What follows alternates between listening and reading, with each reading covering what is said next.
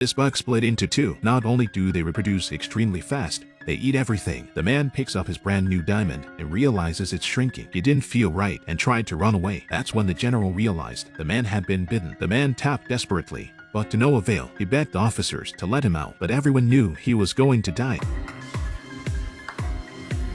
Soon the man was crippled by the nanites and fell to the ground. The metal that bound the giant is rapidly disappearing as the nanites eat it. There were noises coming from the bulletproof glass. As the nanomites dug into it, they are spreading out in all directions, eating frantically. The officers sensed that the situation was bad and pressed the emergency button. Tens of thousands of hot flames burned everything in the lab. But when the smoke cleared, the giant inside was still intact. His body began to split into countless nanomites. The cracks in the bulletproof glass became more and more numerous. In just 30 seconds, the door to the base was swarmed with bugs. The troops outside rushed to open fire. Countless shells landed on the swarm. Besides the sound of explosions, there were more and more swarms of insects. The nanomites absorbed the energy from the explosions. The more the swarm fights, the more the swarm grows. Seeing this horrible scene, some people were so scared that they turned their heads and ran away. But it was too late. Countless nanites caught up with him and the whole army was devoured. Then the swarm spread to the highway. In no time at all, the trucks were gone, even the billboards on the side of the road. The swarm ate more and more. A huge stadium was eaten by the swarm in no time. Such horrible nanomites are obviously not from Earth. Just the other night, a huge ball fell from the sky. Then an alien came out. The alien wanted to shake hands with the Earthlings, but just as their hands were about to touch, the military opened fire. As the alien fell, a giant slowly emerged from the ball of light. At this time, mankind has no idea how terrifying alien civilizations can be. As soon as the aliens opened their eyes, all the military's equipment failed. The giant took one more look,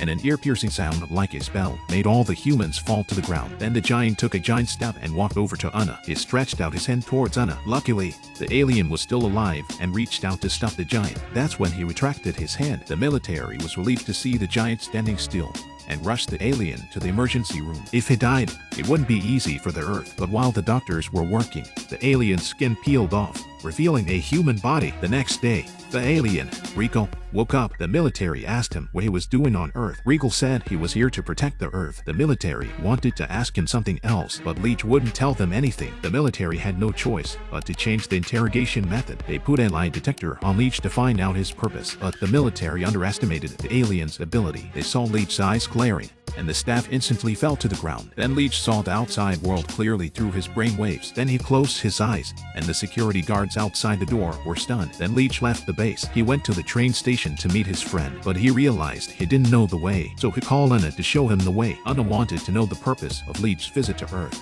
so she sent him there. But what he didn't realize was that Leech's alien friend was human, so he was lurking on Earth. The old man told Leech the current situation. Upon hearing this comment, Leech planned to eliminate the humans, but before he left, the old man told Leech, "There's a good side to the human race. Let's think about it." The Leech finally decided to kill them all. He went to a lake and called out a large orb. At the same time, orbs appeared all over the world. These orbs took all the animals on Earth and sent them into outer space. The giant from before reacted. He raised his hands and turned his body into countless nanites. They were like locusts. They want to wipe out the human race from the face of the Earth. A swarm of bugs rushed towards the truck, eating all the compartments in an instant. The driver and the truck disappeared as the swarm ate them. The swarm makes its way into the city. They ate up the stadium in no time. The whole city was about to be eaten by the bugs. Anna begged Leech to give mankind a chance, but Leech said that once the plan was set in motion, there was no stopping it. And his son, John, saw this and took Leech to a cemetery. John had seen what the Leech could do. He wanted to bring his father back to life. John wanted to see his father again, but the Regal said there was nothing he could do. His father had been dead for too long. John's hopes were dashed. He knelt in front of the tombstone and sobbed. Anna finally came over and comforted her son. Although his father could not come back to life,